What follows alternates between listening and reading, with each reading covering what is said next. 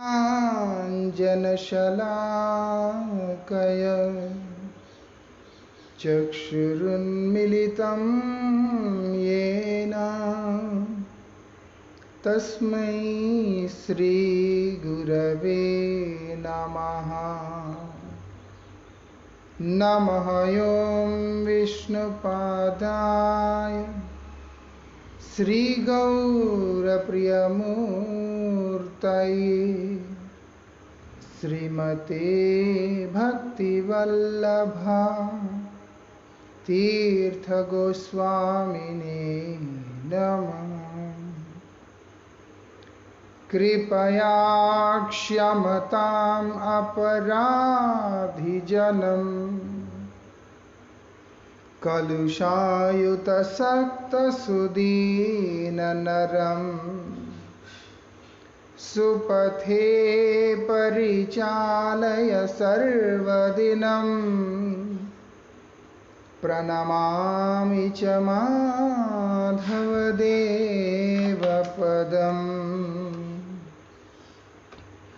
पतितपावन परम करुणामय परमाराध्यतम शिल गुरुदेव नित्य लीला प्रविष्टोम विष्णुपाद परमहंस परिव्राजकाचार्य अष्टोत्तर शतश्री श्रीमद श्रील भक्ति वल्लभ तीर्थ गोस्वामी महाराज जी के श्री चरण में असंख्य कोटि साष्टांग दंडवत प्रणाम करते हुए उनकी अहेतु की कृपा प्रार्थना करता हूँ। साष्टांग दंडवत प्रणाम करते हमारे परमार्थ में किस प्रकार से उत्थान हो सके उस विचारों को हम लोग यहाँ चर्चा कर पा रहे हैं, जो कि श्रील गुरुपाद पद्म के अभिन्न स्वरूप श्री रूप गोस्वामी जी महाराज के द्वारा हम पर अनुग्रहित है।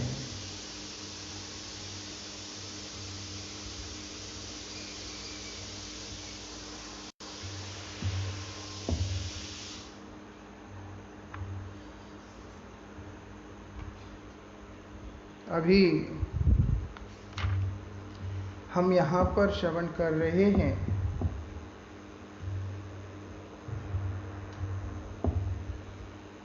भजन प्रणाली और भजन के स्थान को लेकर, भजन के लिए श्रेष्ठतम स्थान और भजन प्रणाली को लेकर हम यहाँ चर्चा कर रहे हैं।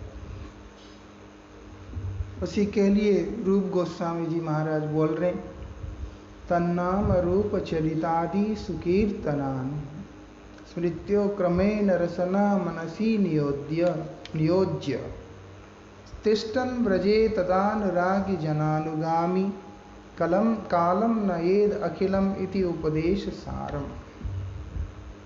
पूर्व के 8 श्लोकों को उपदेश देने के बाद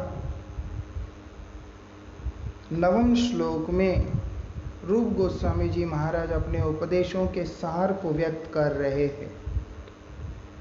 सार यही है। उसी सार को अनुभव करने के लिए हम लोग क्या कर रहे हैं,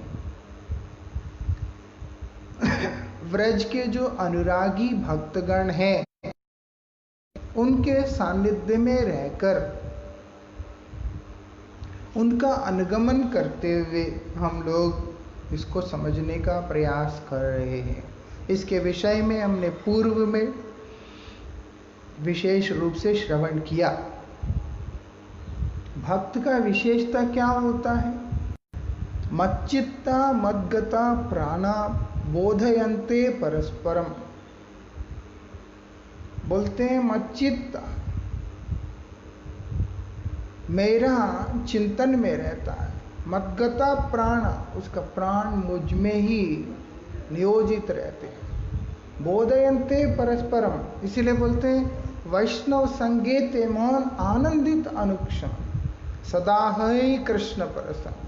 भक्तों का सानिध्य में आनंद ही होता है, वहाँ कभी दुख नहीं हो सकता। वहाँ कारण क्या है? बोधयन्ते परस्परम, वो लोग एक दूसरे के साथ भगवान से संबंधित बातों का ही चर्चा करते होते हैं। वो इधर उधर की बातें नहीं करते, फालतू की बातें नहीं करते। भक्तों की विशेषता वैशिष्ट है। इसीलिए जहां कृष्ण चर्चा, कृष्ण चिंता है, बोलते कथयन्त्यश्च माम नित्यम तुष्यन्ति च रमन्ति च। मेरा चर्चा करते हुए वो मेरी ही चर्चा में रम जाते और उसी से आनंद को अनुभव करते हैं। भक्त को अगर भगवान का कथा को कीर्तन करते हुए आनंद नहीं आ रहा है, मतलब है वास्तविकता में उसका समर्पण में अभाव होता है। एक शुद्ध भक्त किसी भी परिवेश, किसी भी स्थान, कहीं पे भी हो, अगर कृष्ण चर्चा होता है तो उसके जीवन में केवल आनंद ही होता है। इसीलिए बोलते हैं ये विशेषता है भक्त का। ऐसे जो भक्त, उसमें भी जो उत्तमा भक्त है, जो कि प्रणयी भक्त है भगवान का, जो कि व्रज जन है, बोलते हैं ऐसे भक्तों के अनुगमन करने पर हमारा लाभ होगा। ऐसे भक्तों का अनुगमन करते हुए भगवान के नाम रूप गुण लीला आदि की चर्चा जो व्यक्ति करता है, अधिक समय लगेगा नहीं, जहां पर उसका मन, उसका सर्वस्व भगवान के पाद पद्म में नियोजित हो जाएगा। इसीलिए क्या बता रहे हैं साधक का, उसी से वो भगवान का उस नित्य भक्ति को, रागमयी भक्ति को लाभ करता है। इसीलिए यहां पर बताया किस प्रकार से भक्त के पास जाके करना क्या है। वो बोलते हैं श्रवण, साधन भक्ति का मुख्य अंग है श्रवण। श्रवण करने पर कीर्तन का अधिकार प्राप्त होगा। बोल दिया तन्नाम रूप चरितादि सुकीर्तनम, सम्यक रूप से उनका कीर्तन करना है, सुंदर तरीका से उनका कीर्तन करना है भगवान के नाम रूप गुण लीला का। वो कीर्तन कैसे करेगा जब तक कोई व्यक्ति उनके बारे में श्रवण ही नहीं किया हो। इसलिए श्रवण अत्यंत आवश्यक अंग है। श्रवण करने पर क्या होता है, उसके अंदर परिपक्वता का अवस्था आता है, उसको ग्रहण करने का। तब व्यक्ति कीर्तन करने लगता है। इस समय श्रवण किए गए विषयों का कीर्तन होने लगता है। जब उसकी परिपक्वता हुई श्रवण में, तो कीर्तन स्वाभाविक रूप से आता है ना? नहीं है तो आता नहीं। ऐसे सुन लिया इधर उधर से, ऐसे ही कान से निकाल के चला गया। लेकिन ठीक से जिस व्यक्ति ने सुना, वो व्यक्ति निश्चित रूप से कीर्तन करेगा, क्योंकि उसके हृदय में बैठ गया। और क्या बोलते हैं आगे, अपने हृदय स्थित भाव के साथ कीर्तन करते करते स्मरण दशा उपस्थित होती है। उसके बाद आता है स्मरण। इसीलिए कीर्तन बोला। कीर्तन बोलने मतलब एक बता रहे इशारे में कि कीर्तन मतलब है कि श्रवण भी, कीर्तन मतलब है स्मरण भी। इसीलिए जाप मतलब कीर्तन भी होता है, जाप मतलब ध्यान भी होता है, जाप मतलब मौन होके करना भी होता है। सब कुछ जाप के अंतर्गत आ जाता है। इसीलिए भगवान बोलते हैं ज्ञानाम जपेज्ञोस्मि, मैं तो जपेज्ञ हूं। मतलब वो कीर्तन यज्ञ भी है, स्मरण यज्ञ भी है, सब कुछ उसके अंतर्गत आ जाता है, सब कुछ आपके अंतर्गत आता है। उसी प्रकार से कीर्तन करने का अभिप्राय क्या है? जब कीर्तन करोगे तो ही स्मरण होगा, कीर्तन ना करने पे स्मरण नहीं हो सकता। और कीर्तन तभी होगा जब श्रवण करोगे। इसलिए बोला कीर्तन करो। कीर्तन करते करते श्रवण भी होगा, कीर्तन करते करते स्मरण भी होगा। श्रवण करने की जो प्रवृत्ति, स्मरण करने की प्रवृत्ति कीर्तन भक्ति के माध्यम से आ जाता है। इसीलिए कलयुग के अंदर भगवान का नाम का कीर्तन करने के विषय में विशेष रूप से जोर दिया। कलौ केशव कीर्तनात् नाम संकीर्तनम यस्य कलौ सर्व पाप प्रणाशनम। कलौ तदहरि कीर्तनात्। और ये भी बता दिया, कलेर दोष निधे राजन अस्ति एको महद्गुण। एक महान गुण है। क्या है वो? जो भगवान का महिमा का कीर्तन जो व्यक्ति करेगा, वो व्यक्ति इतने भयंकर स्थिति में से भी उबर जाएगा। और कीर्तन शब्द का मतलब है भगवान के उस अलौकिक कीर्ति का वर्णन। वो श्रवण के माध्यम से भी होता है, कीर्तन के माध्यम से भी होता है, स्मरण के माध्यम से भी होता है, भक्ति के सर्वांगों का आश्रित होकर के भी किया जाता है। वो सब कीर्तन ही होता है। लेकिन प्रारंभिक अवस्था के अंदर हमारा कीर्तन किस प्रकार से होगा? बोलते हैं साधन भक्ति के अंदर कीर्तन किस प्रकार से होगा? शुद्ध भक्तों के पास जाके उनके मुखारविंद से निश्रित दिव्य वाणी को जब हम लोग अपने कान के कर्णकुहरों में धारण करने का प्रयास करते हैं, वही कीर्तन है।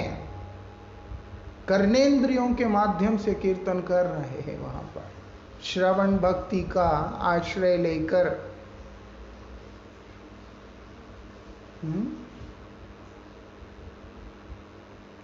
इसीलिए बोल रहे हैं तब जाके स्मरण होता है, मुख से निकलता है।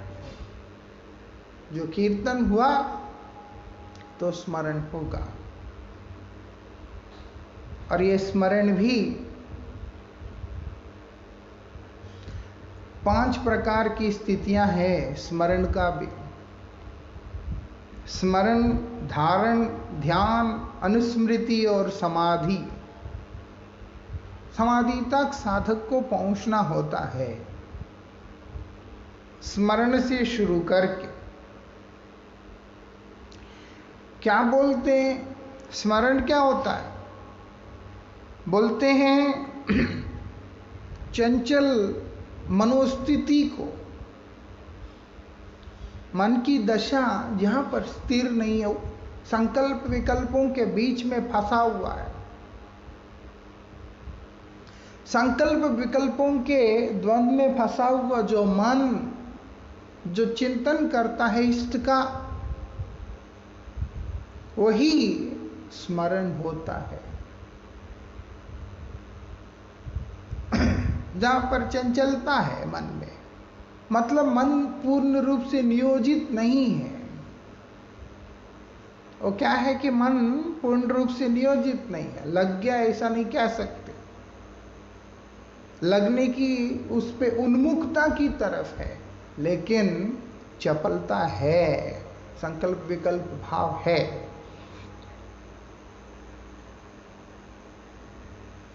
वो क्या है? वो उसको स्मरण कहते हैं।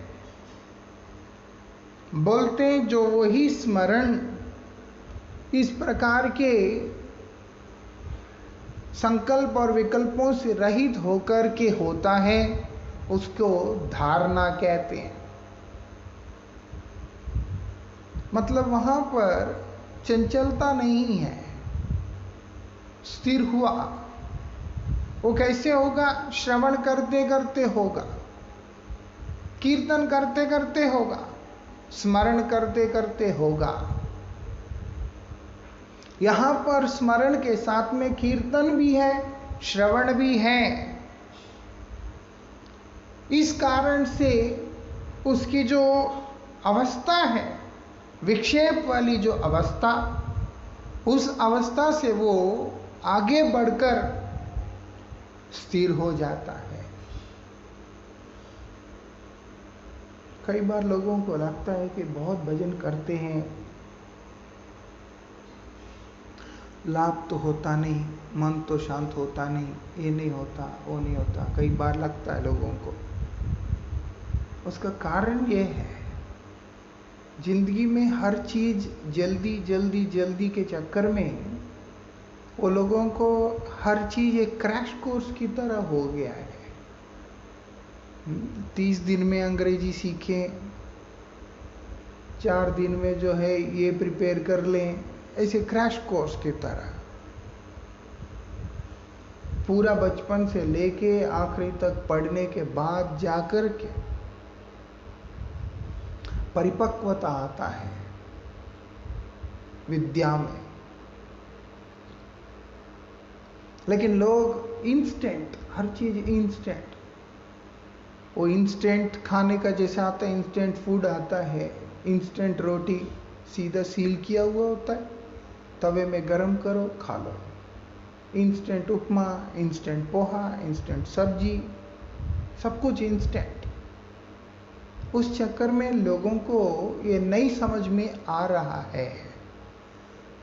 एक्चुअली टेक्नोलॉजी ने दुनिया को इतना एडवांस्ड कर दिया सांसारिक रूप से, उन लोगों को ये नहीं पता चल रहा है इस एडवांसमेंट के चक्कर में मानसिक रूप से हम लोग बहुत नीचे गिर चुके हैं। वैल्यूज के मामले में हम बहुत नीचे गिर चुके हैं। हम टेक्निकली एडवांस्ड हो सकते हैं, बट मेंटली उतना ही वीक होते चले गए हैं।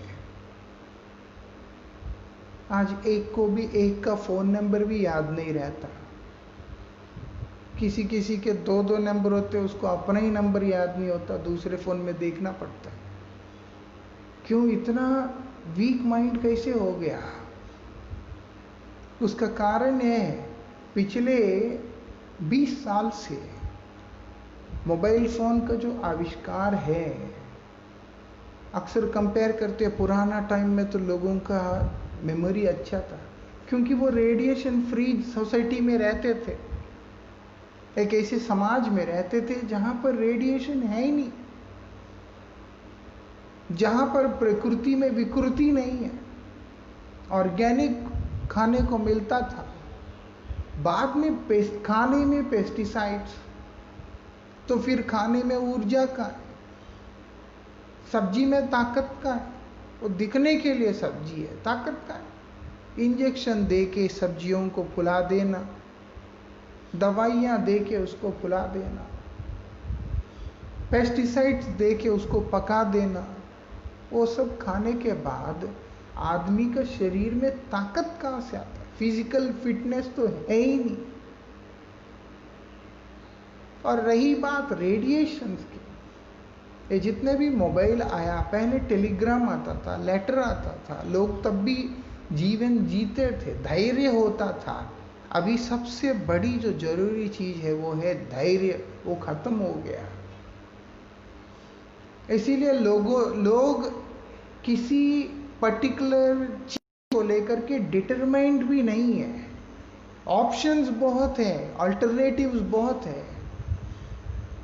जब आपके पास ऑप्शन है तो एक चीज के लिए आप डिटरमाइंड कैसे रहो? अल्टरनेटिव कभी भी आदमी को एक होप नहीं देते। अल्टरनेटिव्स ठीक नहीं होता।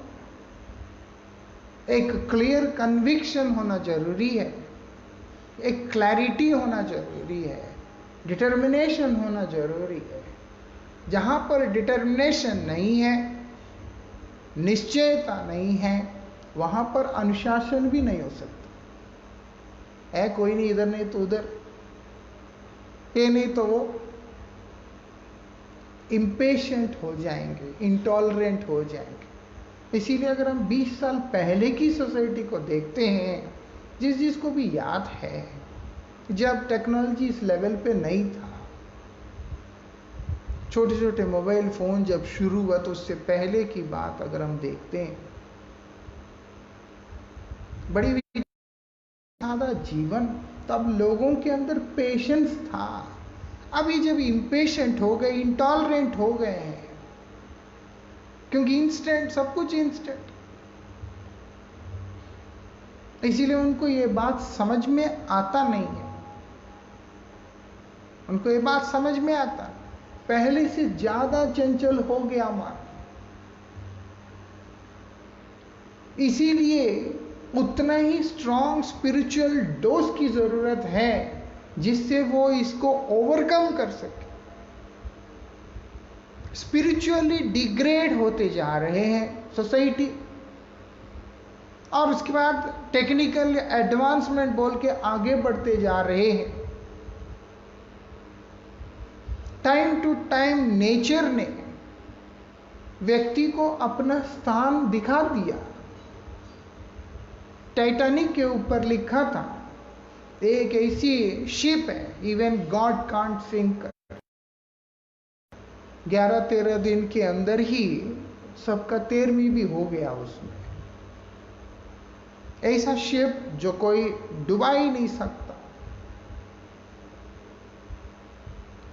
टुकड़े टुकड़ा हो गया और समाप्त हो गया। प्रकृति के साथ मूर्ख व्यक्ति चैलेंज करता है और उसका जो परिणाम निकलता है ऐसे भयंकर होता है। उतना ही नहीं, अपने आप को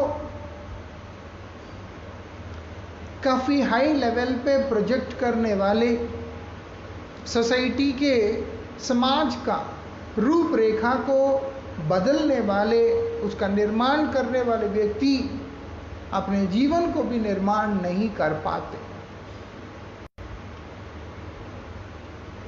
एक छोटे से इन्फेक्शन के साथ में, छोटी सी बैक्टीरिया के साथ में पूरा विश्व युद्ध नहीं कर पाया। वेपन वार चाहे जितना मर्जी कर लो, एक छोटा सा इन्फेक्शन के साथ में पूरा विश्व नहीं लड़ सका। ऐसी स्थिति इशारा दे रहे हैं, तुम चाहे जितना मर्जी अपने आप को एडवांस्ड समझ लो, बट द ट्रूथ इज तुम उतना ही पिछड़ा हुआ व्यक्ति है। प्रकृति के प्रकोप के सामने, वेग के सामने कोई भी अपने आप को ना बचा सकता है, ना इस संसार को बचा सकता। सिर्फ अपना नुकसान कर रहे हैं। वो क्या है? अस्थिरता, अधीरता, चंचल मन नहीं लगता, मन नहीं लगता, मन नहीं लगता। लगाने से तो सब कुछ लगेगा। इसीलिए नारद जी महाराज ने युधिष्ठिर को बताया कि युधिष्ठिर केनप्य उपायेन, भाई हुक और करो, कुछ भी करो, मना कृष्ण निवेशयत, मन को कृष्ण में लगाओ। और जब शत्रु ज्यादा होते हैं तब आदमी को ज्यादा स्ट्रांगली अपने आप को डिफेंड करना पड़ता है। आज जो नेगेटिविटी सोसाइटी के अंदर फैल गया, जो अंधकार इस समाज के अंदर फैल गया, बहुत गहरा अंधकार है। पहले इतना अंधकार नहीं था। वर्तमान समय के अंदर जो अंधकार फैला हुआ है समाज में, अज्ञानता फैला हुआ है समाज में, उससे निवृत्त होने के लिए उसको परमार्थ का आश्रय लेना होगा। नहीं है तो ये चंचल मन व्यक्ति को कहीं का भी नहीं छोड़ेगा। कंफर्ट के लिए लोग विमान में जाते हैं, जल्दी पहुंचने के लिए जाते हैं। क्या भरोसा होता है?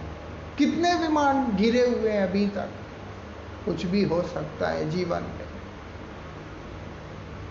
टेक्नोलॉजी टेक्नोलॉजी करके हमने तरक्की किया, लेकिन जीवन का भय जो है वो बढ़ गया है।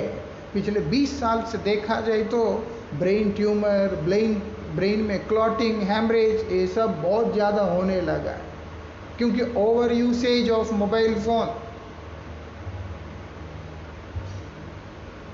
इतना ज़्यादा यूज, आंख खराब हो रहे हैं, वो क्या बोलते हैं, रेटिना खराब हो रहा है, सब कुछ खराब हो रहा है। कंप्यूटर स्क्रीन्स आ गए हैं, इतने आंख खराब हो रहे हैं। इतने टीवी सीरियल्स आ गए, टीवी के आगे बैठ के उसके इंप्रेशन से माइंड खराब हो रहा है, उसके इंप्रेशन से, और उसके बाद बॉडी पे भी इफेक्ट पड़ रहा है, आंख भी खराब हो रहा है, दिमाग भी खराब हो रहा है, परिवार भी नष्ट हो रहा है, सब कुछ हो रहा है। यहां तक हो गया सोसाइटी ये भूल गया कि ये एक एक्ट है, एक सीरियल है, उसी को आइडियल मान के चलते हैं। अब वो सीरियल में तो ऐसा बोला था। कुछ समय पहले, कुछ वर्ष पूर्व, 12 साल शायद होगा, एक बार मैं मेहसाना गया था, गुजरात में। वहाँ पे एक आदमी कथा सुनने बैठा और मैं वहाँ पे बोल रहा था ऐसा, कृष्ण से श्रेष्ठतम तत्व कुछ नहीं, कृष्ण भक्ति करना चाहिए इत्यादि बातों को। एक आदमी बैठा, अचानक उठ के खड़ा हुआ, आप आद्य शक्ति के बारे में कुछ नहीं बोलेंगे? मैं बोला आप पहले बता दो कि आपको क्या मालूम। वो बोलते ये बात। मैंने बोला कहाँ से सुना, कोई सोर्स बता सकते हैं कि कौन से ग्रंथ में क्या पढ़ा है? आप इतना अगर कॉन्फिडेंटली बोल रहे हैं। बोलते रामानंद सागर के सीरियल में ऐसे ही दिखाया। 20-25 आदमी बैठे हुए थे, उनके बीच में वो खड़े होकर ऐसा बोल रहा है। मैं उससे कहा कि देखो रामानंद सागर जी का सीरियल जिसका प्रमाण है, मेरे नज़र में वो एक मूर्ख व्यक्ति है, तो इसलिए जो है बात करके कोई लाभ नहीं है। आप अपनी सीरियल ज्ञान को साइड में रख के कुछ पूछना चाहते हो तो आप आगे आइए।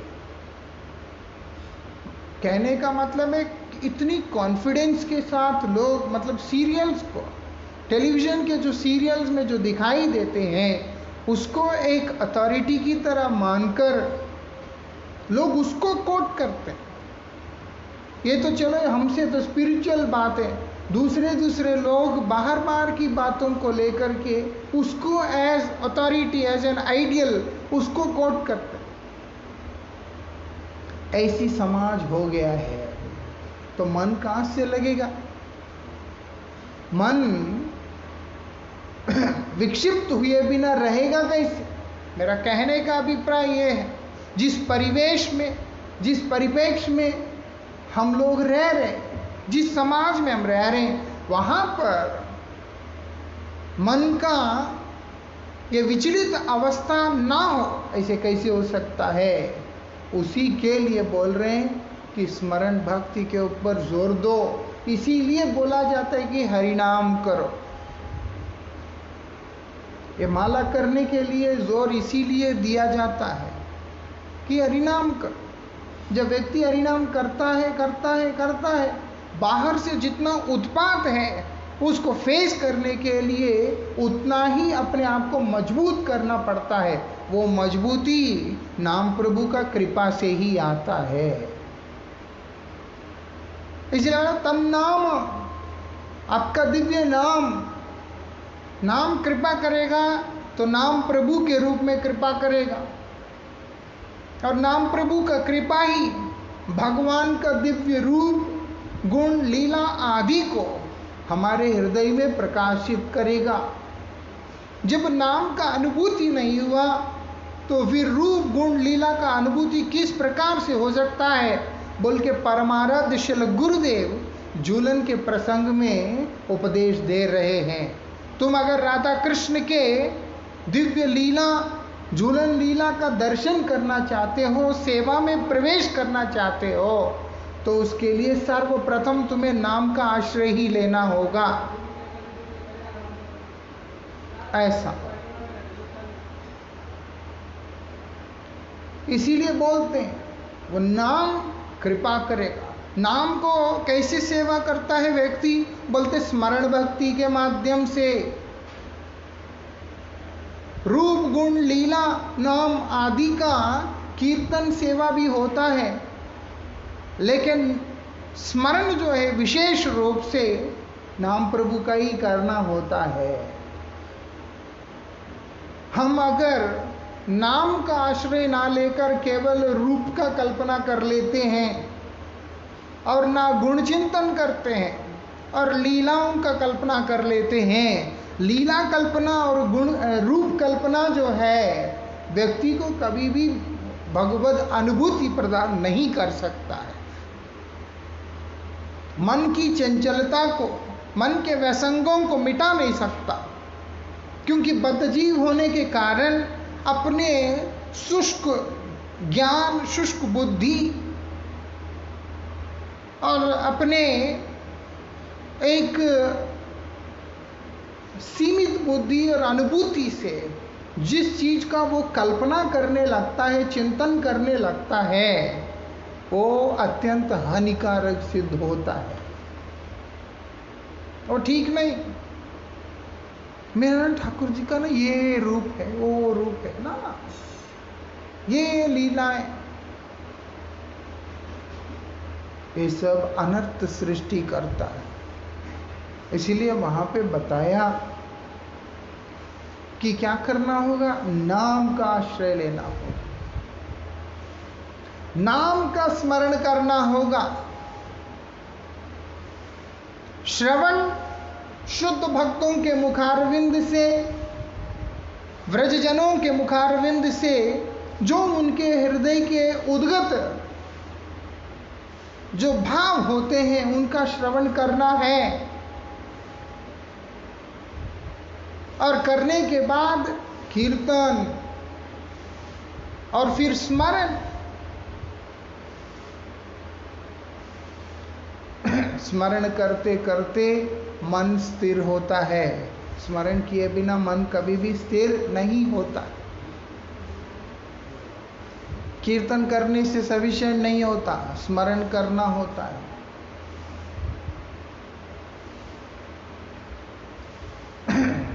तब जा करके मन स्थिर होता है, नहीं तो ये समाज में कभी भी मन स्थिर नहीं हो सकता। अगर हम सोचे कि मन स्थिर हो जाएगा इस समाज में, वो असंभव है।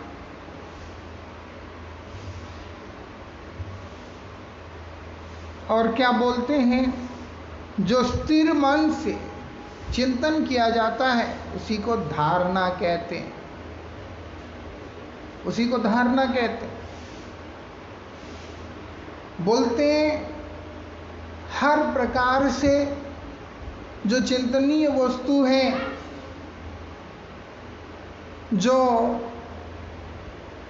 स्मरणीय वस्तु है, वंदनीय वस्तु है, पूजनीय वस्तु है, उसका हर प्रकार से चिंतन वही ध्यान होता है। हर प्रकार से। तो इसीलिए स्मरण करते करते व्यक्ति को ध्यान की दशा में आना पड़ता है। सिर्फ धारणा से नहीं चलता, उसको ध्यान की अवस्था में आना पड़ता है। और क्या बोलते हैं, और ध्यान सब समय बना रहना, निरंतर बना रहना, उसी को अनुस्मृति कहते हैं।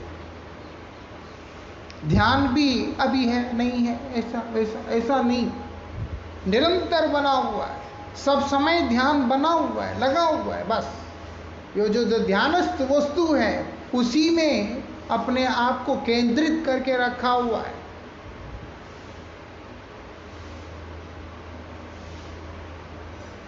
इसलिए यहां पर बताया, उसी को क्या कहते हैं, अनुस्मृति। वही अनुस्मृति है। और क्या बोलते हैं, बाधा रहित निरंतर ध्यान को ही समाधि कहते हैं। इसका विस्तृत इसमें दिया नहीं है, और लेकिन हमें समझने के लिए उस स्मरण के अंदर किसी भी प्रकार की बाधा नहीं। बाधा क्या होता है, भोगवांछा, वो भी नहीं, योगवांछा, तब त्याग इत्यादि, कर्म ज्ञान इत्यादि कोई मिश्रण नहीं, कुछ नहीं। जो आराध्य वस्तु, चिंतनीय वस्तु, परम सेव्य वस्तु का नित्य निरंतर व्यवधान रहित जो ध्यान है, वही समाधि होता है। वहां पर किसी भी प्रकार का अवरोध नहीं, किसी भी प्रकार का उथल पुथल नहीं, कुछ भी नहीं। मतलब कोई भी प्रकृति का, कोई भी परिस्थिति का कुछ भी वहां पर विचलित ही नहीं कर सकता। ऐसी जो अवस्था, वो समाधि होता है। हमारा मन इतना चंचल है और हम आशा करते हैं ऐसी समाधि का, और उसके लिए जो आवश्यक साधन है वो हम उसमें देने में संकोच करते हैं। रूप गोस्वामी पाद को जो उपदेश दिया श्री चैतन्य देव ने, उसमें से उन्होंने बताया, गुरु कृष्ण प्रसादे पाए भक्तिलता बीज। जब भक्ति का बीज प्राप्त किया तो फिर साधक को ही माली होकर अपने हृदय में उस बीज को रोपण करना होता है। अगर वो बीज को हृदय में ही डालते फिर तो हर व्यक्ति परमहंस हो जाता। वो बीज दे रहे, ले भैया, अब तुमने हृदय में धारण करना या नहीं करना ये तुम्हारे ऊपर है। हम तो तुमको वीर्य युक्त बीज तुम्हें हमें प्रदान कर दिया, इसमें वीर्य है, इसमें बल है, ये बीज है, ये लो, इसको तुम अगर रोपण करोगे अंकुर जरूर निकलेगा।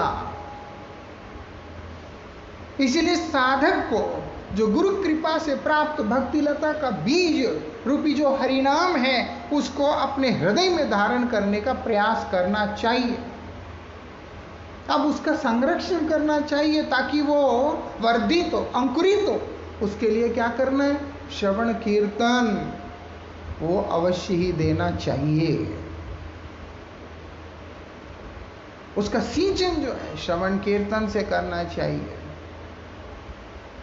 ये प्राकृत जगत में फंसा हुआ जीव अप्राकृत भूमिका में विद्यमान हरिपाद पद्म को प्राप्त करने के लिए इच्छुक है, तो उसको क्या करना होगा? वो बोलते हैं हरि गुरुपाद पद्म में आश्रय ग्रहण करके वो भक्ति का बीज को प्राप्त करना होगा, करके श्रवण कीर्तन जल से उसका सिंचन करना होगा।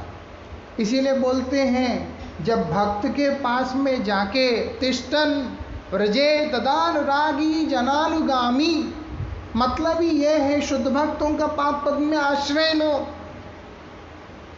वो व्रजानुरागी जो जन है, वो लोगों का आश्रय तुम ग्रहण करोगे तो तुम्हारा भी तिष्ठन व्रजे अपने आप ही हो जाएगा। अब देखो श्रील गौर किशोर दास बाबा जी महाराज, श्रील भक्ति प्रदीप तीर्थ गोसाई महाराज जी के साथ जब मिलन हुआ था, उनसे कहते हैं श्रील भक्ति प्रदीप तीर्थ गोस्वामी महाराज जी गौर किशोर दास बाबा जी महाराज से निवेदन कर रहे हैं, करते हुए कह रहे कि मैं यहाँ आया था, रिटर्न टिकट लेके आया, वापस चला जाऊंगा। उनकी बात सुनकर श्री गौर किशोर दास बाबा जी महाराज ने एक ही बात बोला, धाम में आके तो कोई लौट के जाता नहीं। इन्होंने बोला कि मैं शाम को वापस चला जाऊंगा, दर्शन करने के लिए आया।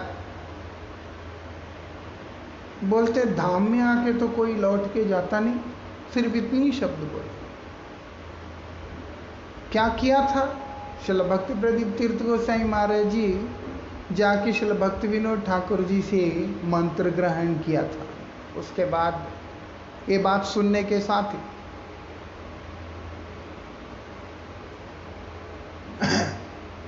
बोलते हैं व्रजानुरागी जो भक्त हैं, कृष्णानुरागी जो भक्त, कृष्ण भक्त, कृष्ण प्रियजन, उनके पादपद में आश्रय ग्रहण करना मतलब है हरिपाद पद में ही विराजमान होने जैसा है, वहां पर ही जाके विराजमान होने जैसा।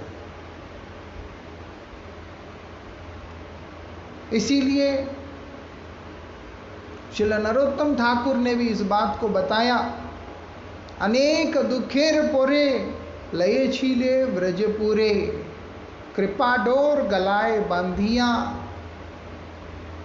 किसने मेरे पे कृपा किया? गुरुदेव ने। क्या किया?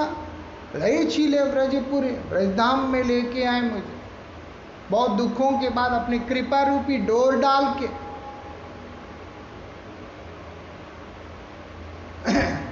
इसीलिए बताया शुद्ध भक्तों के पादपद में आश्रित होने से अपने आप ही हमारा भगवान के पादपद में वास हो जाएगा, विष्णुपाद पद में वास हो जाएगा। इधर बोला तिष्ठन व्रजे, हर व्यक्ति अपना घर बार छोड़ के, भक्त लोग सारे ही यहाँ कहाँ करके रहेंगे? अगर हम प्राकृत दृष्टि से देखते हैं तो जो नहीं आया, कई लोग सोचते हैं अगर हम वृंदावन नहीं आया हमारा जीवन खराब हो गया, हम अगर मायापुर नहीं गया हमारा जीवन तो खत्म ही हो गया। अरे जिसके पास छुट्टी है, जिसके पास पैसा है, वो सारी टिकट लेकर के यहाँ पहुंच सकते हैं। जिसके पास आने की व्यवस्था नहीं, जिसके पास पैसा नहीं, कुछ नहीं, वो कैसे आएगा? इसलिए रूप गोस्वामी का विचार स्थूल विचार नहीं है, यह सूक्ष्म विचार है। वो क्या है? व्रजानुरागी जनानुगामी अगर तुम हो जाओगे, मतलब समझ लेना कि तुम्हारा धामवास हो गया है। व्यक्ति को गुरुदेव में निष्ठा किस प्रकार से प्रबल किया जा सकता है, उसके ऊपर साधन करना चाहिए, तभी नाम प्रभु का श्रवण और कीर्तन स्मरण में मन नियोजित हो सकता है, अन्यथा नियोजित नहीं होगा। प्राकृत रूप से टिकट खरीद कर परिक्रमा में जाना, ब्रजमंडल परिक्रमा में इत्यादि में जाना, सब कुछ करना, ये तो अच्छी बात है। तुम्हारे पास व्यवस्था है, तुम आ रहे हो, संग कर रहे हो, सब अच्छी बात है। लेकिन जिनके पास नहीं है वो लोग कोई भी होप लूज करने की जरूरत नहीं होता। उसका सबसे बड़ा कारण यह है कि भगवान और भगवान का नाम और भगवत कृपा इत्यादि कभी भी प्राकृत नहीं होता है, स्थूल नहीं होता है, वो सूक्ष्म ही होता है। इसलिए यहां पर बताया, भक्तों के पास जाकर हरिकथा को श्रवण करने पर, उनके नाम रूप गुण लीला आदि को श्रवण करने पर तुम्हारा चित्त वृत्ति स्वतः ही शोधित होता चला जाएगा। क्यों? क्योंकि जैसे ही उनका आश्रित होंगे वो हमें व्रज में वास करने का अधिकार प्रदान करेंगे। व्रज हर स्थान से ही ऊपर है, वहां पर किसी भी प्रकार का अभाव नहीं है, वहां किसी भी प्रकार का चंचलता नहीं, विचलित स्थिति नहीं है, कुछ नहीं। तो इसीलिए बताया क्या करना होगा साधक को। साधक को समाधिस्थ होने का प्रयास करना होगा नाम में। साधक को प्रयास करना होगा नाम प्रभु के पाद में उसकी समाधि हो। तभी उसका मंगल होगा। इसीलिए आगे बताया, उत्साहात निश्चयात धैर्य, धैर्य रखो, उत्साह रखो। उत्साह रख के संसार की उन्मुख नहीं जाओ, भक्तों के उन्मुख जाओ। भक्तों के उन्मुख होकर जो तुम नाम प्रभु का आश्रय ग्रहण करोगे, वही तुम्हारा उत्साह, वही तुम्हारा निश्चय, वही तुम्हारा धैर्य। और उसके बाद साधुओं के अनुगत्य में रहकर नाम प्रभु का कृपा को प्राप्त करने के लिए जो जो प्रकार के कर्मों में तुम प्रवृत्त होगे, वो सब तुम्हें कृष्ण के साथ में ध्यानस्थ कर देंगे, समाधिस्थ कर देंगे, और तुम्हारा जीवन सार्थक हो जाएगा। इसके आगे की चर्चा हम लोग कल करेंगे। वंशा कल्पतरुभ्यश्च कृपा सिंधुभ्यैव च पतितानां पावनेभ्यो वैष्णवेभ्यो नमो नमः। हरिहराय नमः।